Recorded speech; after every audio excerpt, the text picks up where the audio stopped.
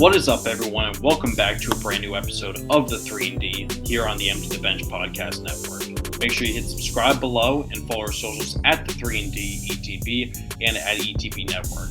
On tonight's episode, we'll be going over all of the brand new stuff that has been hitting the NBA world in the first week of the season. The NBA season tipped off on Tuesday, so we'll be going over some injury reports, some guys who are off to some hot starts, some games that were pretty notable, and we'll be going over power rankings. So this will be a full NBA episode, recapping the entire first week and some stuff to look forward to in week 2.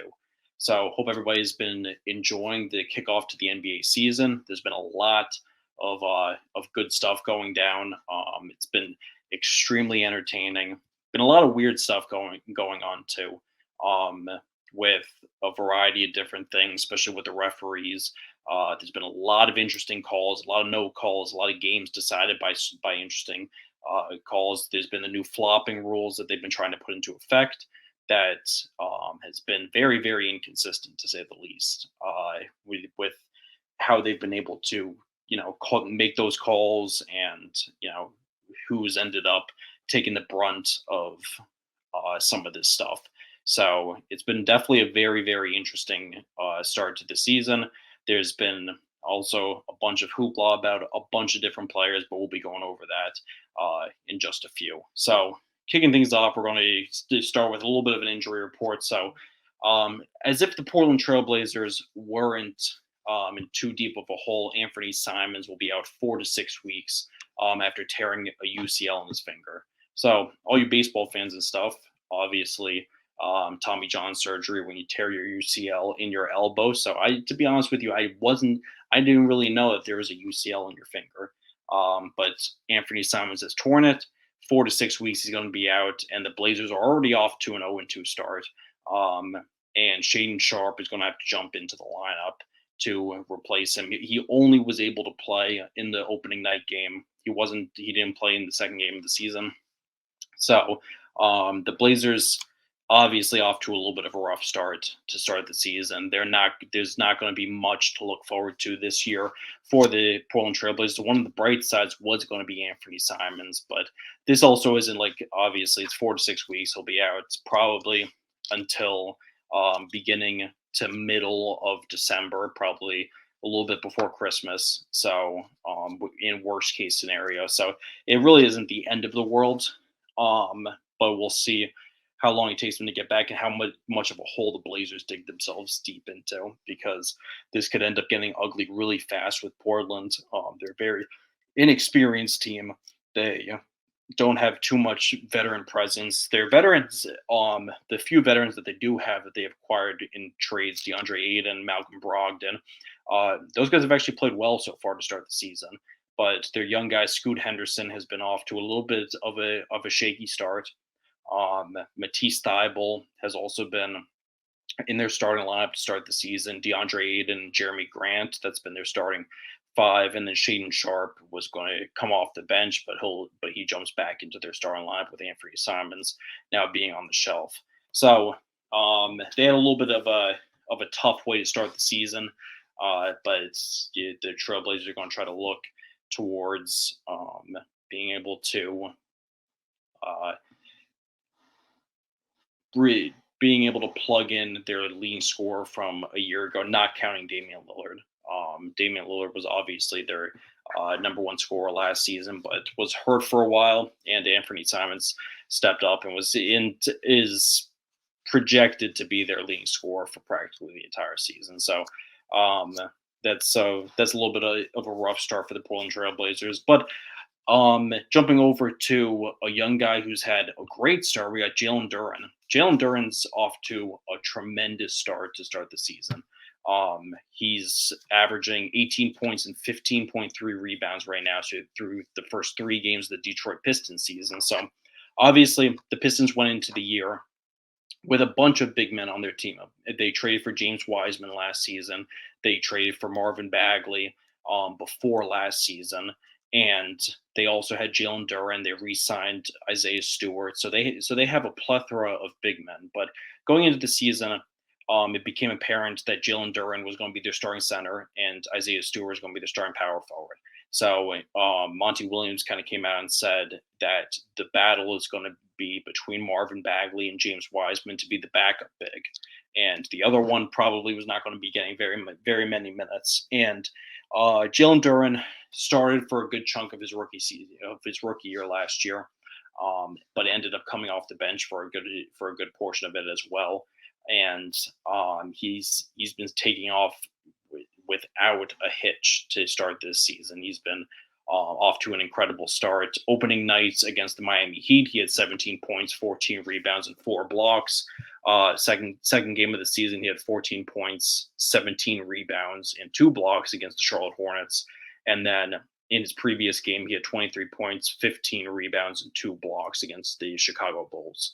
So that adds up to 18 points per game he's been averaging through the first 3 games of the season, 15.3 rebounds and 2.7 blocks. So, I mean, Duren coming out of college was one of the top rated freshmen when he was one and done at Memphis, and ended up going to the Pistons, and he had a decent rookie season last year. He was in and out of the starting lineup a little bit, up and down, with all the different rotations and stuff that they had in the Pistons' rough season last year. But he is going to be one of their key pieces to build around now, and it's become very apparent. They're going to be looking at him. They're going to be looking at Jaden Ivey. Jaden Ivey is also another story, though, too, for the Detroit Pistons. If they're using him correctly, if he's correct for the Pistons system, some people are starting to wonder that. And if a team would be smart to kind of swoop in and snag Jaden Ivey, if the Pistons were to decide to go into another route, that could definitely be the case eventually. But Jalen Duren has been off to an incredible start to start this season. And I've been extremely impressed with the first 3 games. So we'll see how he'll be able to, if he'll be able to keep it up and keep the Pistons relevant too, because the Pistons are looking to have a much better year this year. They got Cade Cunningham healthy. They've got some veteran presence off the bench, but they've also got a bunch of young players.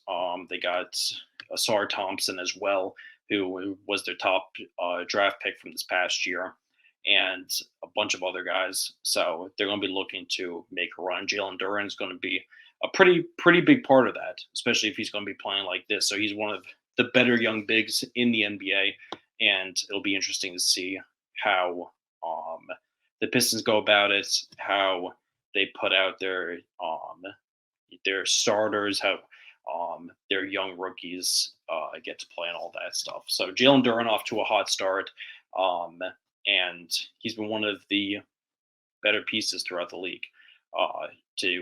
In the short week, less than a week that we've had NBA basketball back.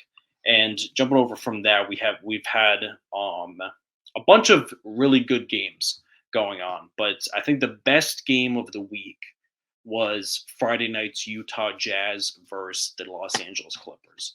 I think that was by far the best game of the entire season so far. Obviously, 5 days into the season, so there isn't going to be too much, but this was by far an all-around great game. If you were able to watch it, it came down to the final seconds. It was a fantastic game. The Jazz ended up beating the Los Angeles Clippers 120-118 on Friday.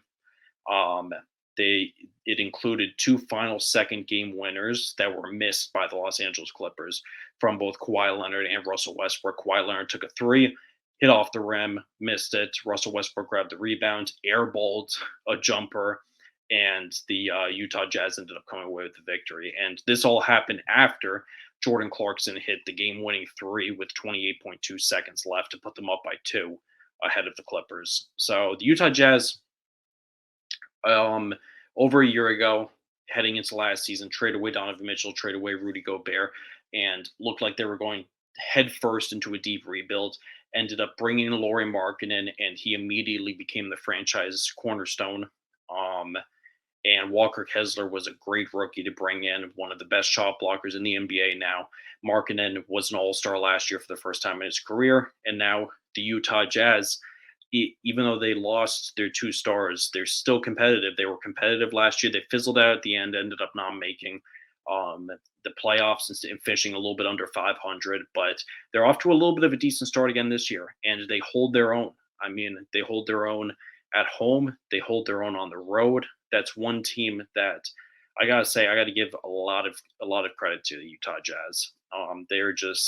They're a gritty team.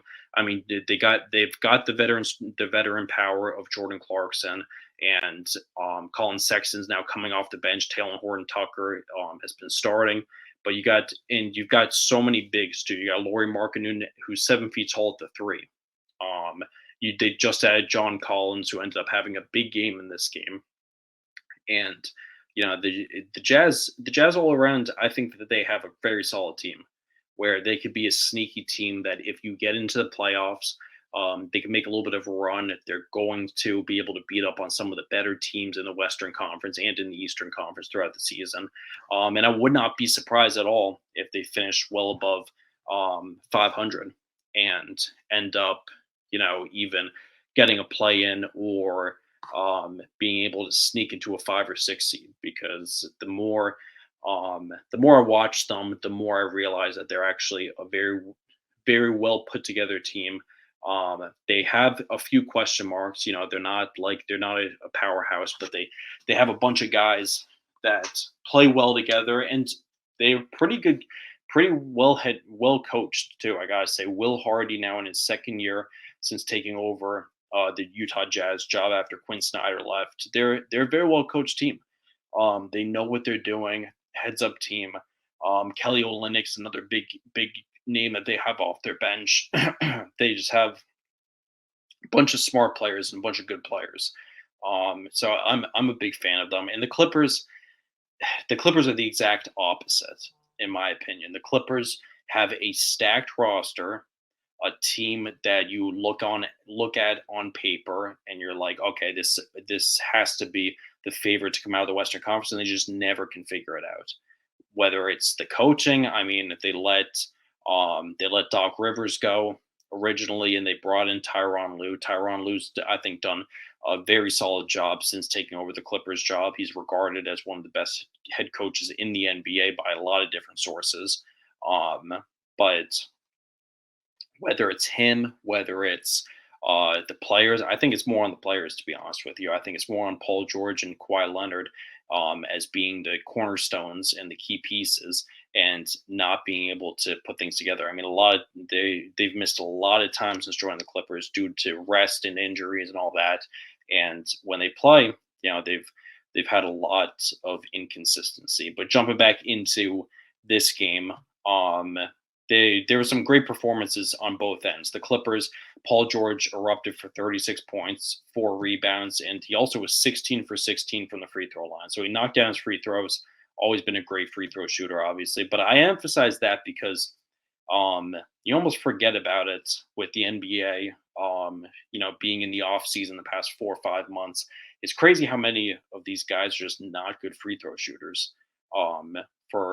For an NBA player, like, it kind of blows my mind how a lot of these guys just can't figure out how to be consistent free throw shooter when they're some of the best basketball players in the world. But that's completely different story. But that's why I threw in that Paul George made all of his free throws. Kawhi Leonard, on the other hand, had 25 points, 9 rebounds, 5 assists, and was 4 for 10 from three. One of those 6 misses, though, was the game winner that he attempted, and was great defense by Jordan Clarkson, I gotta say. He absolutely locked down Kawhi Leonard. It was a tough shot. And then Westbrook ended up grabbing the rebound, had the option to pass it out, but he turned around and took a fadeaway quick too. And he did not hit it. But Westbrook also had 4 points, 9 rebounds, and 5 turnovers in 37 minutes as the starting point guard for the Los Angeles Clippers. And then on the Jazz side, it really wasn't a gaudy stat kind of game. But that's a lot of the time what happens with the Jazz, though. They have a very deep team, and the numbers are usually spread out through a bunch of different players.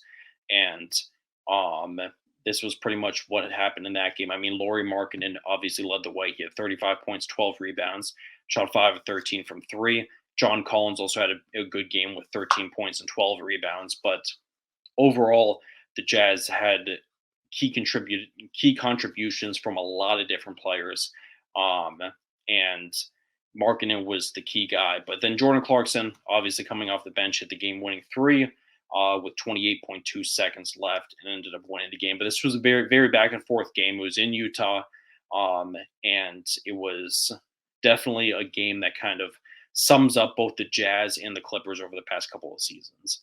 The Jazz just not being nearly as good of a team, but finding ways to win, while the Clippers are, could be one of the most stacked rosters in the NBA, and they just continue to find ways to blow games and not be able to get the job done when they need to, and all of that. So I thought that game stood out. That was probably the best game of the week throughout the first week of the NBA season, and um, yeah, it definitely made a big impact on me. And as we always do, too, we got to check in on a couple of big name players. So there's been a lot of hype around LeBron, but before we get into LeBron, got to go over the new young phenom's debut. So Victor Wembanyama made his debut for the San Antonio Spurs this week, obviously with the NBA, with the season starting. Um, the Spurs opened up on Wednesday against the Dallas Mavericks, and Wembanyama had 15 points, 5 rebounds, and 2 steals. It was a little bit of a modest game. Not too many people thought that he played that great. Was a little inconsistent from the floor, um, but he didn't do a whole lot um, in that one. So a lot of people, kind of shrugged it off. He was 3 for 5 from three, though, and they ended up losing that game, but it was a close one. I mean, so far the Spurs, they're 1-1, and they lost a close one to Dallas and won an overtime battle against the Houston Rockets.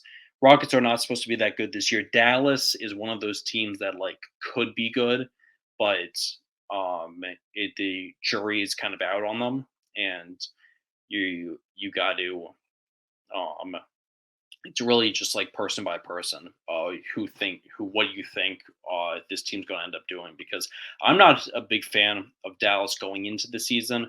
I think that they weren't able to figure things out last year, bringing in Kyrie Irving, and I thought that the whole Luka leadership and all that kind of stuff kind of fizzled out last year. And besides Luka and Kyrie too, I don't think they have the deepest team. I think that's also a key part of the entire thing. So I think that's pretty interesting. But jumping back into Victor Wembanyama, 15 points, 5 rebounds, and 2 steals in his debut, and had a much better game in his second game of the season, Friday night against the Houston Rockets. They won 126-122 in overtime. He had 21 points, 12 rebounds, 3 blocks, and 3 steals. So that's the Wembanyama that everybody is kind of expecting to see. A 21-12 kind of guy that does a little bit of everything. 3 blocks as well, 3 steals. He caught an insane alley-oop from Trey Jones that, if you didn't see it on Twitter, you got to definitely go check it out. He kind of just lobbed it up there. Almost looked like it was a shot, and Wembanyama jumped on top of 3 guys. 2 guys being on the Rockets, one of them being his teammates, and just grabbed it and threw it right in. I mean, obviously the dude is 7'4", extremely athletic, and just an all-around great player. So his debut was an interesting one. It wasn't, the biggest debut. It was a primetime game as well on ESPN right after the Celtics-Knicks game was on. So a lot of people kind of tuned in to see what Wembanyama was going to do, but didn't really, stay for the entirety of the game. But against the Houston Rockets, he played great, and we'll definitely be keeping an eye on the second week of Victor heading into the season. And jumping over from Victor, we got a LeBron update. I mean, anytime that the season is going down and LeBron is healthy, we always got to give a LeBron update. So I got a few opinions that I got to hydrate for first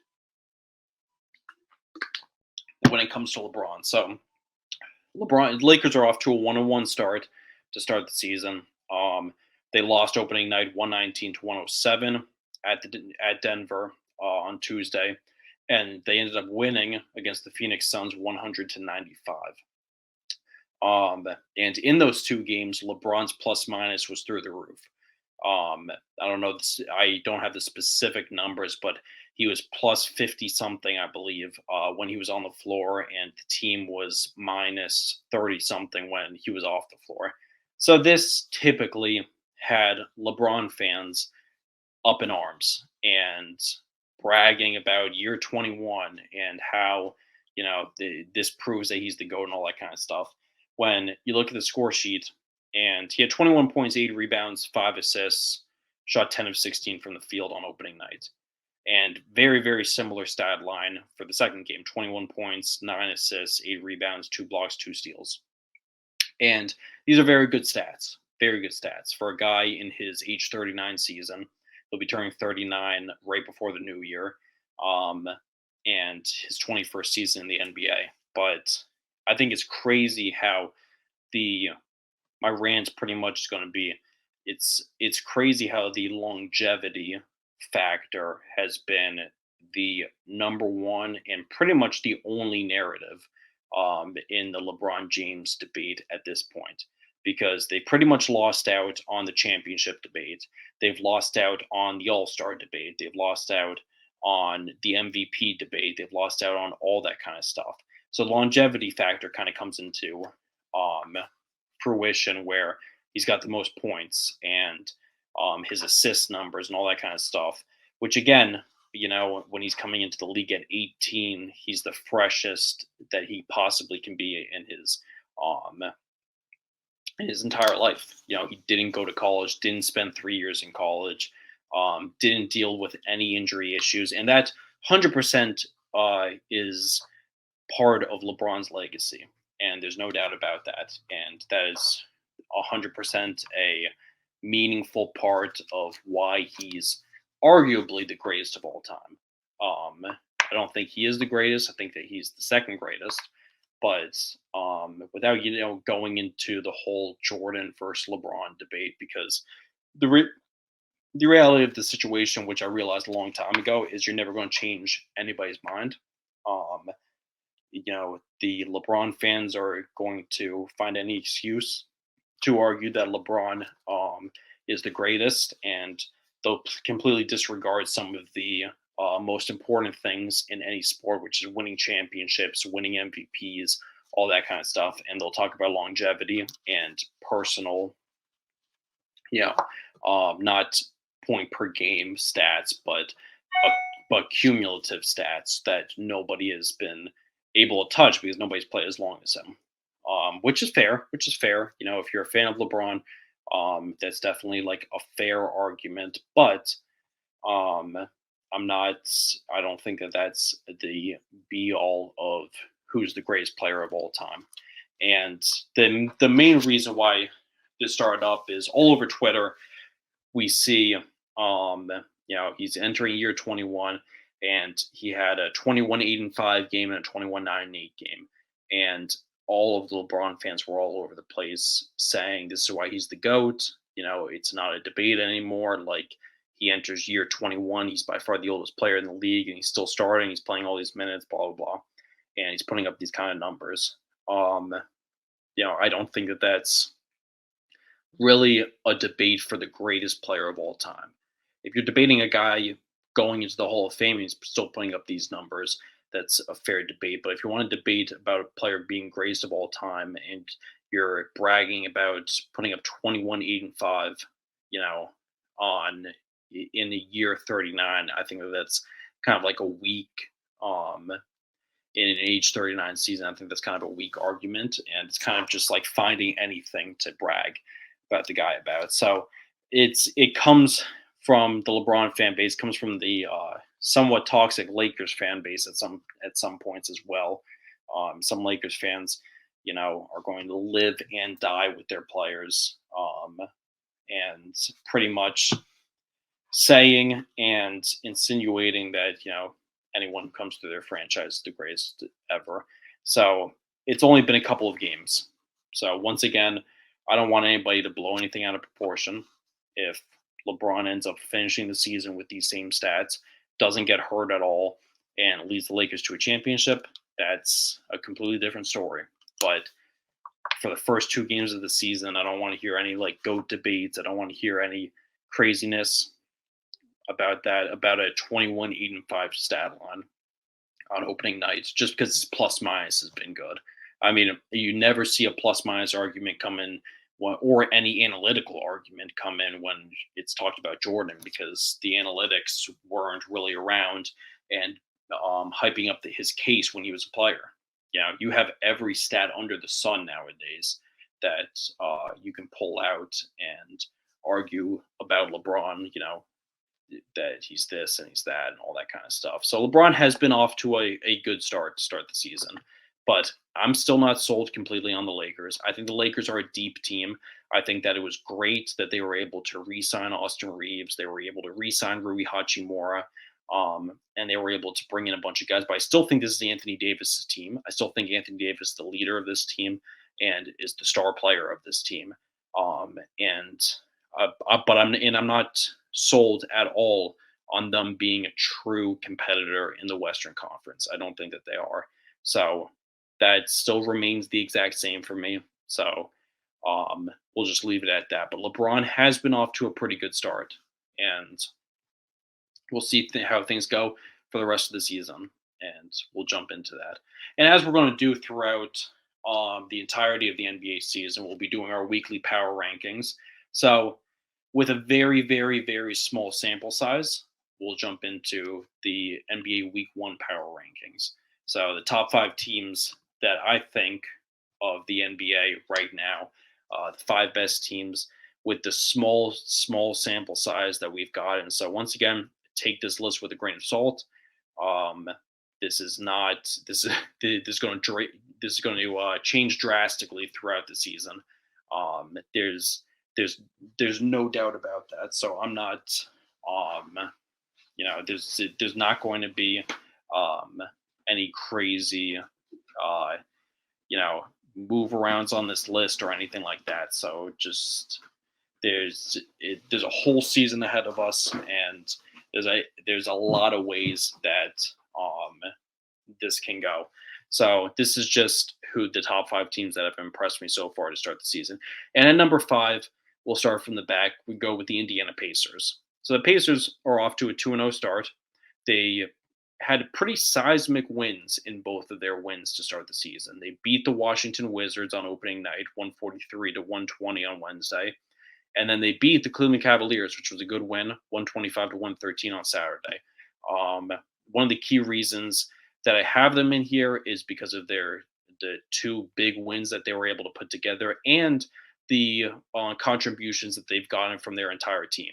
They've got 7 players. Obviously, you don't really want to look at averages after 2 games, but after the 2 games, they've got 7 players who are averaging over 10 plus points per game through the 2 games. You have Tyrese Halliburton, Aaron Nesmith, Miles Turner, Benedict Mathurin, Bruce Brown, Jalen Smith, and Buddy Hield have all been high scorers. And then obviously their star, Tyrese Halliburton, has been off to a great start, picking up where he left off last year in his first All-Star season.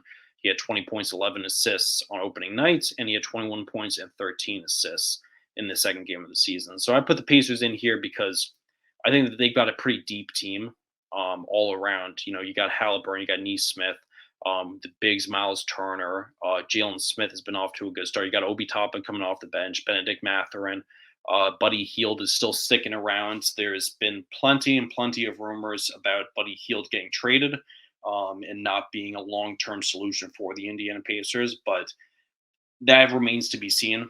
I'm going to be interested to see, how long he'll be able to stick around and, what the case is for that. But to start the season, I've got the Indiana Pacers at number 5. I think that they've shown a lot with their 2 wins so far this season. They're 2-0 to start the season, but I like how much they won, how much they dominated the Wizards on opening night, and how much they were able to prove by beating the Cavs on Saturday night. So that's all I'm going to leave it at number 5 for the Indiana Pacers. Then at number 4, we got the Oklahoma City Thunder.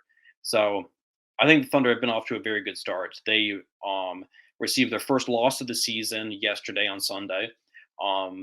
losing to the Denver Nuggets, but they're 2-1 to start the season. Their first two games were very good. They beat the Chicago Bulls on opening night, 124-104, so a pretty big win there. Then they also beat the Cleveland Cavaliers. They're in their second game of the season by 3, 108-105, and then they got destroyed by the Denver Nuggets on Sunday. They lost 128-95. Didn't really come to play that game. Shai Gilgeous-Alexander did not play well at all. But besides this game where he only had 7 points and shot 2 for 16 from the field, he had 31 points and 10 assists on opening night against the Bulls, and then he had 34 points and 11 rebounds in the second game against the Cleveland Cavaliers. So obviously Gilgeous-Alexander won the NBA scoring title last year, is a potential dark horse to win the MVP this year. He's becoming one of the best players in the NBA. Combo guard who can do just about everything. He's the leader of this young Thunder team that I think I've been big on the Oklahoma City Thunder, and I put out my entire predictions of every team going into the season and what I think that they're going to do, and little write-ups on them and my standings predictions as well. And I'm high on the Thunder. I think that their ceiling could be a 5 or 6 seed in the Western Conference. I think that they're ready to take an even bigger step this year. They have a bunch of really good young players, and they still have a ton of draft picks over the next several years that they're going to keep adding to it. And at the very least, I mean, they're not going to be able to keep every single one of these draft picks, but at the very least, they'll be able to, package some of these draft picks and get some veteran players if they're in a playoff race and all that kind of stuff. But I like their core right now. Chet Holmgren has also been off to a very good start. Obviously, this is his rookie season. He missed all of his rookie season last year after tearing his Achilles in a pickup game, ironically against LeBron James, as LeBron was driving to the hoop. But Holmgren is off to a pretty good start to start his NBA career. He had 11 points, 4 rebounds on opening night, and then he had a great game against the Cleveland Cavaliers. He had 16 points, 13 rebounds, and 7 blocks against the Cleveland Cavaliers. And then once again in their big loss to the Denver Nuggets, Gilgeous-Alexander only shot 2 for 16 from the field, and Nikola Jokic had 28 points and 14 rebounds for them. And the Thunder have a pretty light schedule heading into this week. They'll be taking on the Detroit Pistons on Monday, the New Orleans Pelicans on Wednesday, and the Golden State Warriors on Friday. So at number 4, I've got the Oklahoma City Thunder. Then at number 3, I've got the Phoenix Suns. So the Phoenix Suns, obviously, I'm giving them the benefit of the doubt. They're 2-1 now to start the season, but they've only played one game with Devin Booker opening night against Golden State, and Bradley Beal is yet to make his Phoenix Suns debut, which is going to be interesting to see when that's going to happen. And ironically, of their 3 stars, Kevin Durant's been the one that has played in every game so far this season, has played in all 3 games. But Devin Booker is dealing with some injuries. Bradley Beal still yet to make his debut. Opening night, they were able to beat the Golden State Warriors in a close one, 108-104, on ring night, I should say, against the ring night for the Denver Nuggets, but they were the late game. And then they lost to the Los Angeles Lakers in a close one on Thursday, 195, and then they beat the Utah Jazz by a lot on Saturday. We were just talking about how sneaky the Jazz are, how good of a team I think the Jazz could be this year. They ended up beating them 126-104 on Saturday. So that was a pretty telling win and a very good win, I think, by the Phoenix Suns. But the Suns have also been able to get, with Booker out and with Bradley Beal on the sideline, they've been able to get good minutes from their bench. And I've said on numerous episodes how I think that the Suns' difference maker this year is going to be the guys that they went out to fill out their bench. Eric Gordon has been averaging 15 points a game. He's been starting in place of Devin Booker, and that's just a good veteran. But Jordan Goodwin, Yuta Watanabe, Drew Eubanks, and Nazir Little have all been getting top minutes off of the bench and all playing good role player minutes. And then the one game Devin Booker did play in opening night against Golden State, he had 32 points, 8 assists, 6 rebounds, and shot 3 of 8 from three. So, and he hasn't played the other 2 games. So, still waiting on Beal and Booker to get back, but I think the Suns have looked pretty solid even without the 2 of them. And they'll be heading into a week where they have 4 games heading into this week. They're taking on San Antonio Spurs Tuesday night in San Antonio. Then they're taking on San Antonio again in San Antonio. Really weird. I don't know why that's a thing on their schedule. Is that they play in San Antonio 2 games in a row, 2 games in 3 days too. So they're going to Suns team will be spending a lot of time this week in San Antonio. So they take on the Spurs in San Antonio Tuesday, and then they play the Spurs in San Antonio again on Thursday, and then they head to Phil. Then they or I should say that they're home for those games. So they're hosting the Spurs for those games. So they're going to be spending a lot of time in Phoenix, I should be saying. And then they're going to be heading up to Philadelphia to take on the 76ers on Saturday. And then they're taking on the Detroit Pistons in Detroit on Sunday. So they got 4 games heading into this week. So I got the Phoenix Suns at number 3. And then number 2, I got the Boston Celtics. So the Celtics are yet to play their 3rd game, but they're off to a 2-0 start. And their 2 wins have been good wins. They beat the Knicks and they beat the Miami Heat, which are 2 teams that are going to be 2 of the better teams in the Eastern Conference this year. Their opening night game against the Knicks was a back and forth battle. If you were able to watch it, as a huge Knicks fan, I'm not going to sit here and say that the referees ended up winning the game for them, but there was a lot of bad calls in that game. And the Knicks missed a lot of free throws though too that kind of buried them. So I can't sit here and act like that wasn't the case either. But Celtics are off to a 2-0 start. They beat the Knicks on Wednesday 108-104, and they also beat the Miami Heat 119-111. Kristaps Porzingis had a breakout night as the newest Boston Celtic against the Knicks, against his old team in Madison Square Garden. He had 30 points, 8 rebounds, shot 5 of 9 from 3. Jalen Brown had a terrible game against the Knicks, only had 11 points, but was able to bounce back and had a 27.6 rebound game against the Miami Heat. And the Celtics have a very, very chill schedule this week. They're taking on the Washington Wizards in Washington on Monday, and then taking on the Indiana Pacers on Saturday.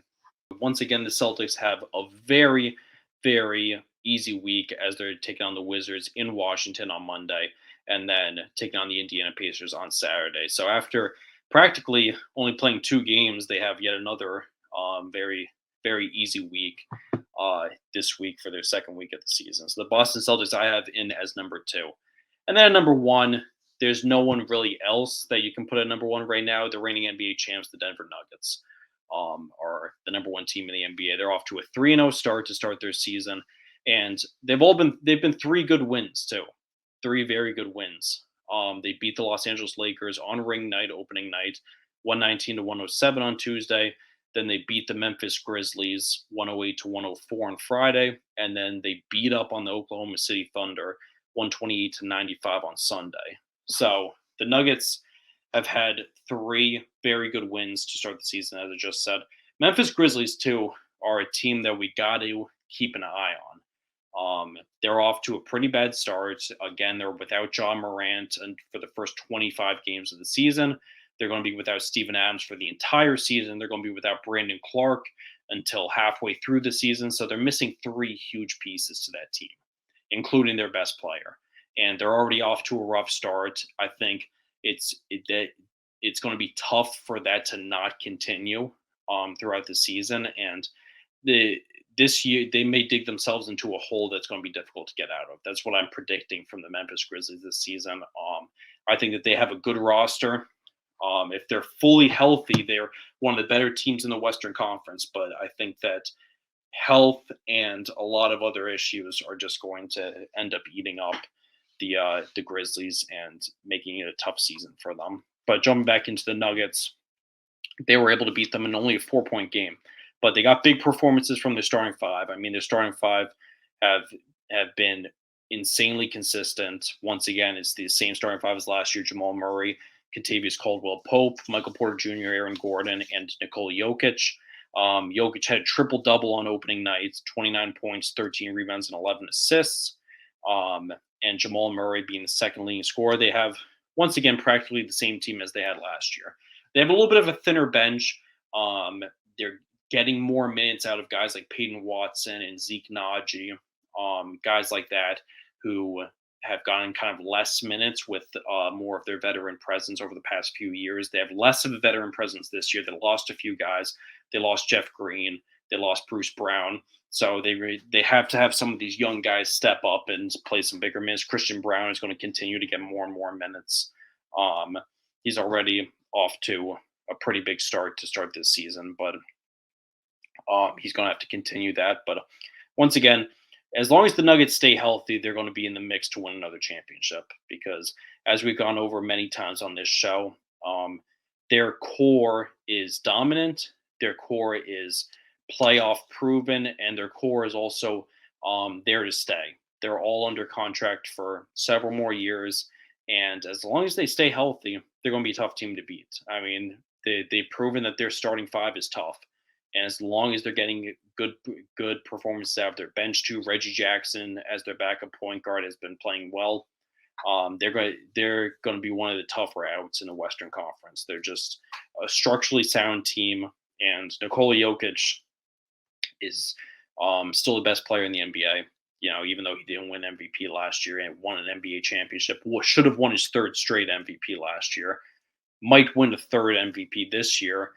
If he keeps up what he's doing. He's my projection to win the MVP this season after he got kind of chipped out of it last year as Embiid won it. But I think that he'll win his third in 4 years this season.